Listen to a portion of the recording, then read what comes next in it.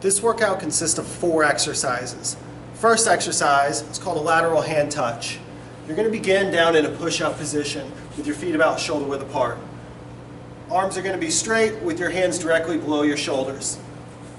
From here, you're going to take your left arm, reach over, tap your right hand, and then take the right arm, reach over, tap your left hand. You're going to alternate that exercise back and forth. To progress the movement and make it a little bit more challenging, you want to put your hands a little bit wider or your feet a little bit closer together. To progress the movement, you're going to do the opposite. Scoot your hands closer together or put your feet a little bit wider. Second exercise is a body weight squat. You're going to begin with your feet about shoulder width apart and then drop your hips back, squatting down. When you're doing this exercise, you want to try to focus on keeping the weight through your heels.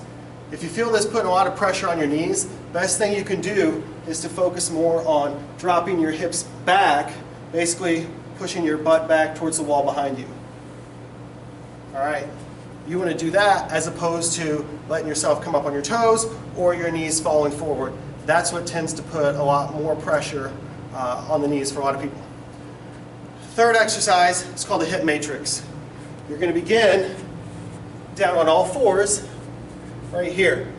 We're going to work the left side and we're going to take the heel up towards the ceiling, hold it for 3 seconds, then bring it directly out to the side, holding it for 3 seconds, and then bringing it in towards the elbow and hold it for 3 seconds.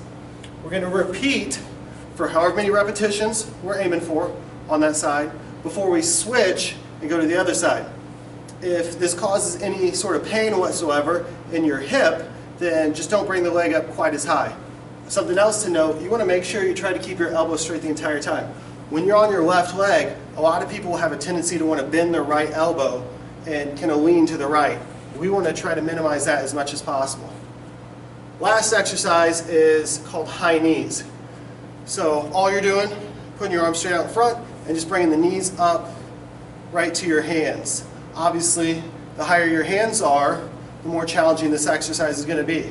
If you wanted to make it really simple or really basic, you'd have your hands down low and just march back and forth in place. To make it more challenging, all you would do is just pick up the pace of the exercise so that you're hopping back and forth.